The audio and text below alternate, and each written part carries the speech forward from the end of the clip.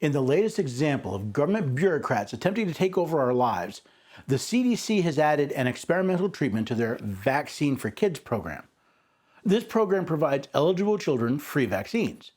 What makes this decision truly awful is the vote by the CDC to add these treatments to their children's vaccination schedule. Many schools and other children's programs require children to receive the vaccines on the CDC schedule in order to attend. Now, all of this under the guise of a medical emergency that does not exist. So we'll discuss this next on the Constitution Study.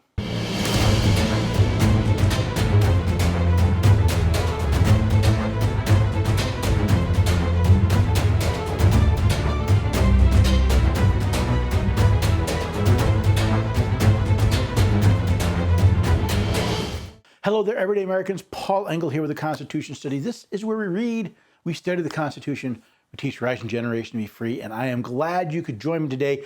This is a special episode because we're dealing with not only the CDC's malfeasance, but what you can do to help protect you, your children, and your neighbor's children all at the same time.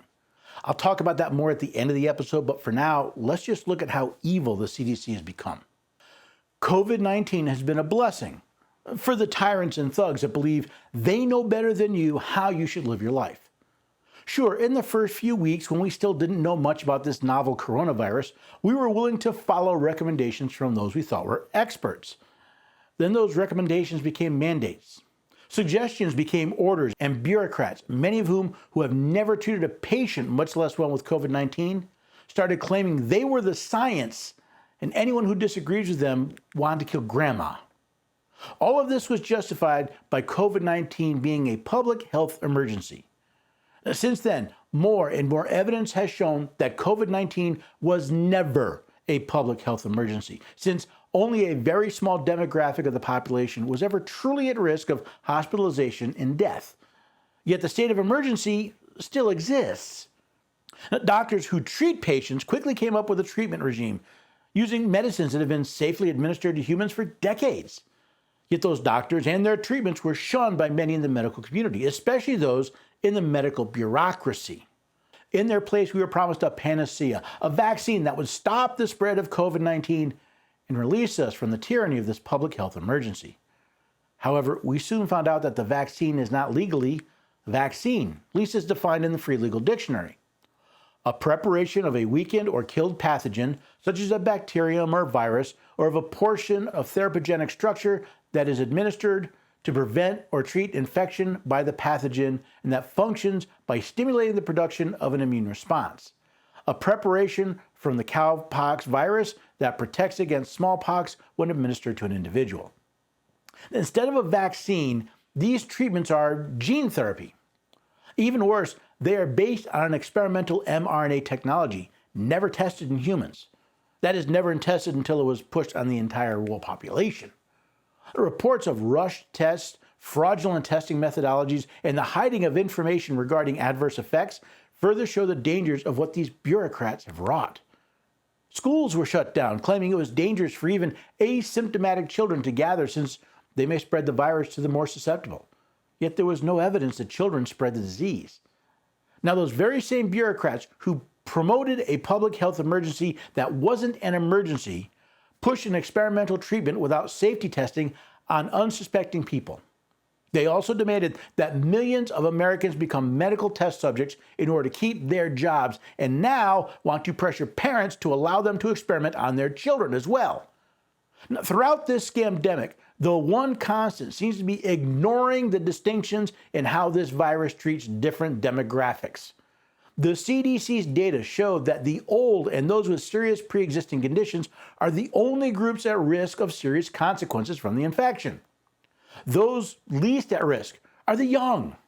According to the CDC, less than 3% of those hospitalized and only 0.2% of those under the age of 17 have died with COVID. I make the distinction of being hospitalized and dying with COVID because of evidence that the FDA has incented hospitals to inflate their reports for monetary gain. Yet the CDC is pushing the use of an experimental gene therapy on those least likely to be injured by the virus. It's well past time for the American people to put a stop to this.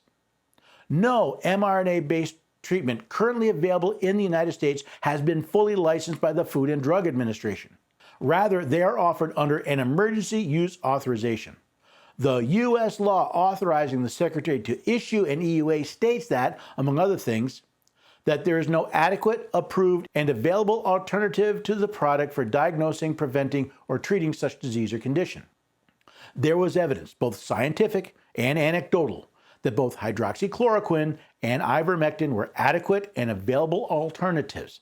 Sadly, the FDA not only refused to approve these drugs with long human safety histories, but there is evidence that they intentionally manipulated their testing to disprove their effectiveness.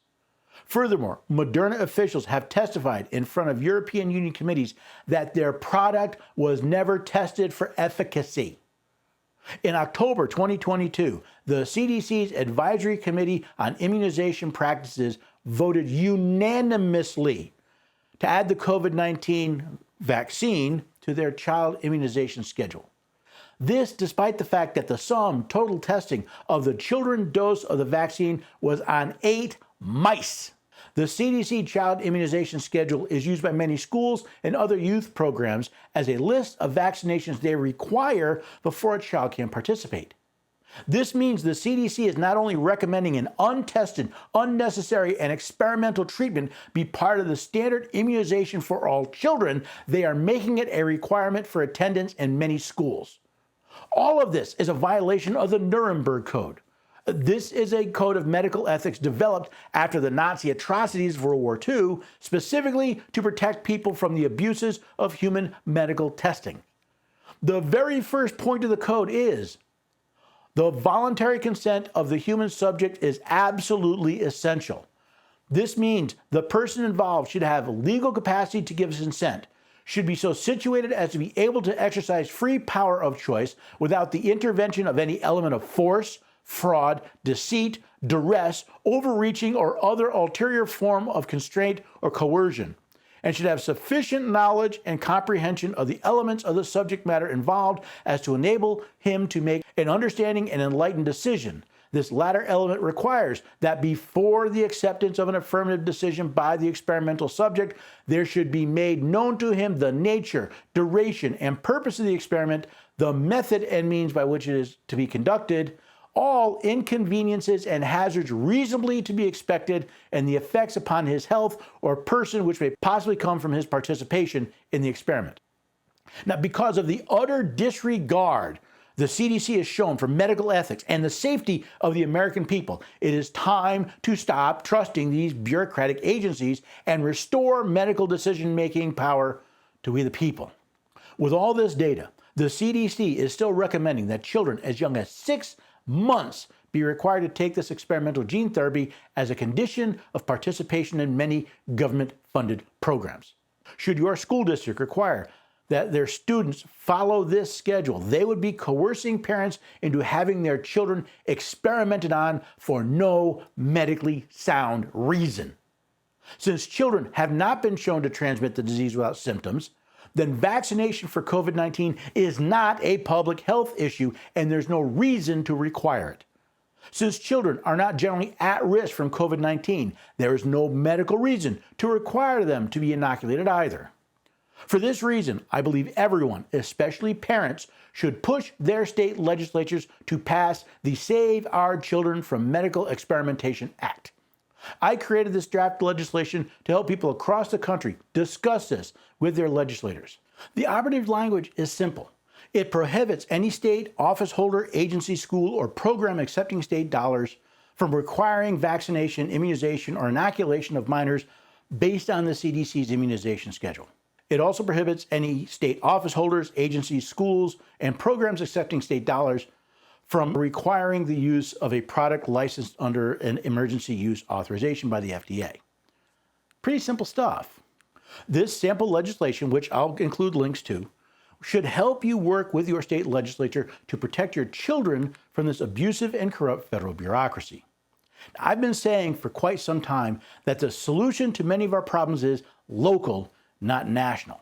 This is a perfect example. The CDC has squandered any credibility they may have had, and they've lost the authority to dictate medical decisions to anyone. Stop waiting for your elected employees to protect your children for you. Stand up and do it yourself. Who knows? This could be the first step in regaining control of your local school district. Maybe it will even teach your state representatives to stand up against the illegal actions of the government in Washington, D.C. If history has taught us anything, however, nothing will happen until we, the people, ordain and establish it. I don't know about you folks, but this to me seems like a pretty important thing to do, pretty urgent as well. Will we allow a bunch of medical bureaucrats in the federal government to dictate that our children be required to take an experimental drug? They become human guinea pigs. There is nothing less than that at stake here. These drugs are not licensed by the FDA except under an emergency use authorization, a fraudulently issued emergency use authorization, by the way. There is no medically sound reason to require students have it for themselves or for others. There is no medical emergency that this treatment would take care of. This is tyranny. This is medical human experimentation. This is the 21st century's version of Mengele. And all you have to do to stop it is teach your legislatures that they can. There's no reason why our schools have to follow the CDC. Shouldn't it be our own elected officials, our own appointed officials that are determining what the requirements are for our schools? What about for our after-school programs or any of our programs? Stop kneeling and kissing and licking the boots of the bureaucrats in Washington, D.C. Stand up and do something about it. Download the sample legislation. Take it to your legislature. Take it to your representative and to your senator. Don't ask. Push them. They must do this. This must be proposed. It must be put on the schedule, or you'll find somebody who will. If they won't stand up and help us protect our children, we will turn our backs on them. They will have dishonored themselves, and we will fail to recognize their positions. We will get rid of them and find someone who will. They always talk about we have to do it for the children. Well, here's something to do for the children, to save the children, and possibly future generations. But it's up to you. I have drafted the legislation. I've taken it to my legislature. I've taken it to my rep. I've taken it to my senator. I've taken it to my governor. I've shared it with other people involved in this state. Now it's your turn. You have a chance to stand up and defend your children against medical experimentation. Will you really sit on your hands and do nothing? I can't do it for you. Now, you can find the language and other topics at the website constitutionstudy.com. If you can donate to the website, help support the website, this program, and all the other work that I'm doing, I would greatly appreciate it. Funds are getting really thin around here, and it would really help if you could support the work that we're doing here. Most of all, if you have any questions about this legislation, contact me. Go to the website, ask a question. I'll be more than happy to discuss it with you, with your legislatures, and maybe work out some fine points based on your state's constitution. I'd be happy to. But this is something we have to do.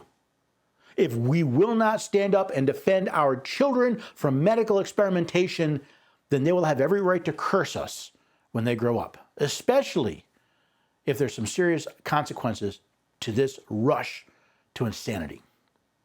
Now, hopefully, you'll spread this far and wide. I want as many people in the country to hear this, and I want as many people in the country to take this sample legislation and push it. But it only happens if you do the work, if you share this. And who knows, maybe you'll bring a friend or two the next time we join right here at the Constitution Study.